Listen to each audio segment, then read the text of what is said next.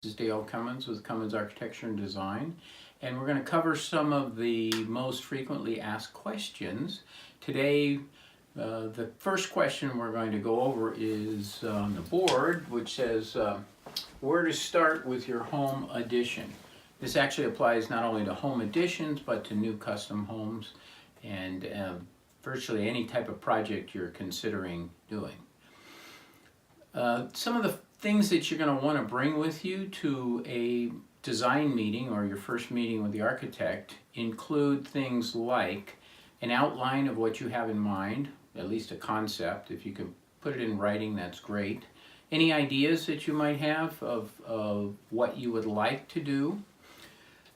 Include pictures or photographs of the existing property, and also photographs of any type of architectural style that you like, or any little areas or elements that you've seen that you'd like included in the project. That's always helpful. We like to call it a dream book. It's a really good way to set out some ideas. It doesn't have to be complete by any means, but if you see, for example, a nice fireplace mantle that you'd like to have included in the project, just take a picture of it and include it in your documentation, either electronically or the old-fashioned way with a 3-ring binder. One thing I'd like to mention is we'd like to receive from you a bullet items, like a list, an outline list of what we call bullet items. It's not complete sentences, but it's things like 3-bedroom, 2-bathroom, master bedroom with, let's say, 2 walk-in closets, or whatever the particular requirements are for your project. The better you know that, the better we can develop what we call a scoping document. So that's a good place to start. Developing the scope statement. We like to include the must-have list and the desired list or wish list. So we like to see all of those items, even if you think it's above and beyond your project scope to start with, because who knows, maybe we can get those in, or maybe we can make some adjustments and make it work.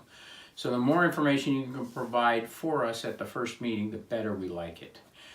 Some of the things that we're going to ask you at this first meeting are things like lifestyle. Like, for example, particularly in Southern California, some people like to have outdoor kitchens, covered areas, fireplaces, even great big screen TV so they can watch the football and baseball and basketball games. And hockey. I got to be fair about this. So those are some of the things that we like to know about.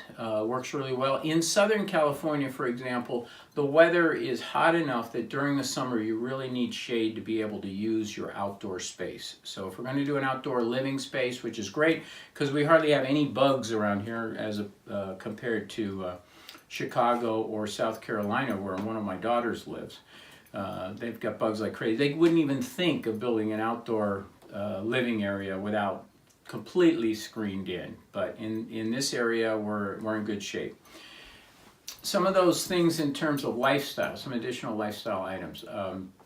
For example, do you have a particular hobby that you would like to have your own special room or display area? I know some people that have horses and have had, trophy cases along, say, the entry or whatever. Those are kind of fun. Or maybe your kids are in soccer, or what else? Oh, karate or taekwondo. Those trophies, sometimes you like to get those in a nice display area. Those are special lifestyle considerations. The more of that we know about, the sooner we can get it into the project and make sure it's the way you want it. In addition to that, comes to mind the outdoor living area. It might have a kitchen, it might have a barbecue, it might have a refrigerator, or maybe just a simple counter or sink area, things like that. Those are all part of the discussion, and they go into the scope of work. A room list is another item that is very helpful in developing the scope. Obviously, how many bedrooms, how many bathrooms, what den, what kind of lifestyle are you? Someone that likes what we call a great room, or do you like a formal living room, dining room area? So we ask you to put those either in this bullet list or identify it as kind of defining your different rooms that you have in mind. Another question that comes up a lot is, what is the ideal size for an addition? This is kind of a fun one, because it obviously depends on what it is you're trying to accomplish, what you have in terms of your existing home, if you have one. But here's a couple of things that may help. Number one, if your addition is anywhere near 500 square feet, it's always nice to stay a little bit below that, because you will save development fees that are identified as school fees. Also, if you keep the addition of your home under 50% in many areas, oh, and by the way, this is changing all the time, so don't quote me on this, but in many areas, if it's below 50%, you may not have to install sprinklers, so that's an additional cost to consider on a project.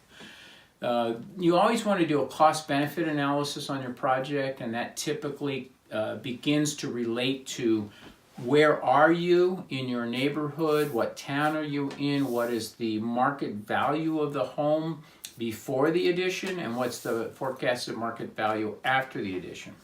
Also, it's nice, particularly if you're doing a project where you're trying to develop cost value increase, you may want to look at adding bedrooms and bathrooms, because those generally give you the highest value.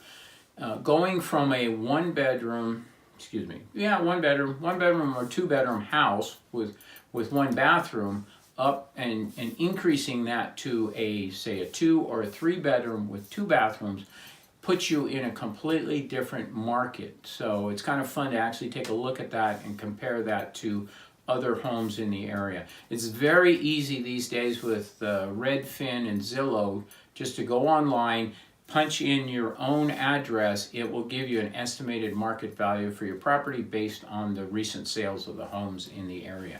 So that's a good thing to do. If you haven't done it when you come in, we'll do it when we're at the first meeting. So don't worry about it, but you may want to do a little bit of research there to get an idea of where you're going with your project. Oh, existing home styles. That question comes up a lot. Take a look at your home, see if you can figure out what style it is first. It might be a style that you don't like. If you don't like it, tell us, we'll change it. If you like it, we will work to produce an addition that is consistent with the existing style of your home. In fact, the idea is to do the work and make it look, when it's finished, like it was always there. We don't want somebody to drive up to your home and say, oh, what a nice addition. We want them to drive up and say, what a beautiful home. Was it always like this? And then you can tell them, no, we just recently added this wing to the property, but we made sure it matched. So as a matter of fact, the planning departments like to see it that way. So the more we can match the existing architecture, or if we create an entirely new style, the better they like it, and the quicker we can get it approved through the planning department. Sometimes we have to go through public hearings to do this, and we'll be happy to represent you on those types of meetings. It's fun, particularly when you're dealing with hillside property and height restrictions in high fire zones. We're doing several of those right now. So just to follow up on style, it's so interesting because there's probably hundreds of quote-unquote styles of architecture. All architecture borrows from, I think, the pyramids and then moves forward. So you can take a look at the styles, but in this area we have modern, we have mid-century modern, which, by the way, mid-century, it's the mid-last century. That's somewhere around the 40s, 50s, and 60s. Don't quote me on that, but somewhere in that range. You'll see a lot of mid-century modern homes in the Palm Springs area. Very contemporary, very stylish these days. Not too many of them in the Los Angeles area, but there are some. There's other styles like Mediterranean. You'll see a lot of that up in Santa Barbara area. Spanish Revival, kind of self-explanatory. Craftsman style, one of the nicest craftsman style houses in this area is Green and Green House, or it's called the Gamble House. It's in Pasadena. You should go take a look at it. And then another very common style in this area is ranch, or California ranch style, single story. Has a lot of particular details that express it as a California style architecture. And then there's more formal styles like New England style or salt box. So whatever your house is, however it looks, we can work with that style, or we can look to develop a new style for it, depending upon what you want to do. The next question that gets asked often is schedule. Okay, so what kind of information should you have in going into a project understanding the schedule? Well, one thing I find very interesting is a lot of people don't realize that, well, let me put it this way, that getting the piece of paper with the red stamp on it from the building department says approved for construction is literally about half the project. Half of it is in the design, engineering, and planning. The other half is taking the nails and the wood and the concrete and putting it together. So many people don't realize that. So I'm going to go through the basic elements or basic components of a schedule for an addition, typical addition project in the Rancho Cucamonga, Southern California area. And it's important to know that every city has a little different process. They have different departments, but in general, this overview should be helpful for you to get just a good basic understanding. The first portion of the project will be design and as-builts, what we call as-builts, which define or we go out to the site and measure what's on the site, what the existing building looks like, what the lot coverage is. So we do a lot of research in relationship to what's there already. Then we'll develop a design, which we call a conceptual design, which we go back and forth and develop the floor plan, the additions, the elevations, all to scale, but it's in a planning package format. Once that's approved, we can take that to the planning department. The planning department basically tells us what we can do on a particular piece of property based on the zoning and the specific site requirements. It'll tell us this, they'll tell us the setbacks, they'll tell us the building height restrictions, and massing and lot coverage. Those are the basics. I think we covered that earlier, but that is the planning package. Many people don't realize that there's a planning package to this process, and then there is a construction document package. The construction document package actually needs to go into the building department for their approval. It has in it the details, the structural engineering, the green building requirements, the Title 24 energy calculation. So the building department is going to review how the project is to be built in conformance with the California building codes. And term we use is CBC, California Building Codes. So that's the construction document phase. Once that's approved, then we're ready to go and issue documents to contractors for their pricing and proposal.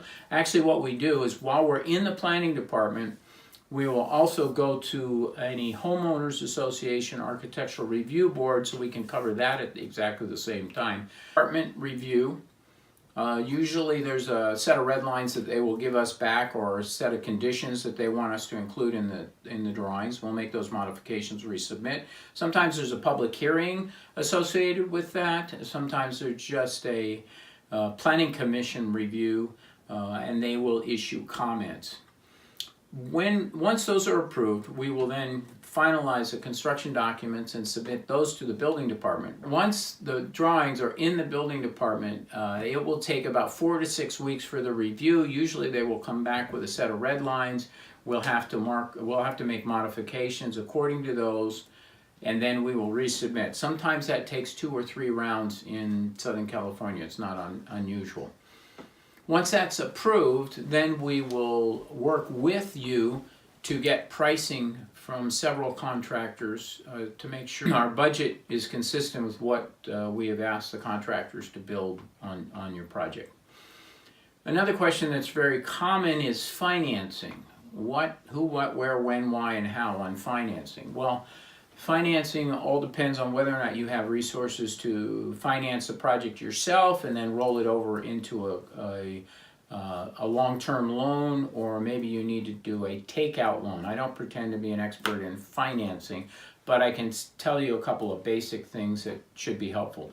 One is you should have an approved design package in order to be able to talk to the bankers or the loan brokers. There are several different types of loans that you can take out. One would be a home improvement loan. Another might be you may have enough equity in your property already just to pull an equity line of credit and then finance that in a long-term loan once that's complete. So lots of ways to go on that, but the basic information you're going to need is an approved set of planning drawings for the loan officer to take a look at in order for them to know the size and rough cost of the project. Also, it'll be helpful to have a preliminary budget from one of our contractors to get an idea of where the project's going to be, and then would be nice to know what the equity or the anticipated equity is going to be when the project is complete, because the more equity that we can show is generated by doing this project, the more likely the lender is going to be happy to provide the funds for the project. I hope those items that we've reviewed today regarding how to get started and what kinds of things you need to consider for your project, I hope that's been helpful. This is Dale Cummins with Cummins Architecture and Design. Tune in to the next one. Our goals and objectives are to help you understand the process so that you have an intelligent understanding of what is needed and how to efficiently move forward with your project in the most cost-effective manner possible. Hope this is helpful. We'll talk to you soon. And if you'd like to contact us, please and contact us on our website at cumminsarchitecture.com. Hope to see you soon. Thanks.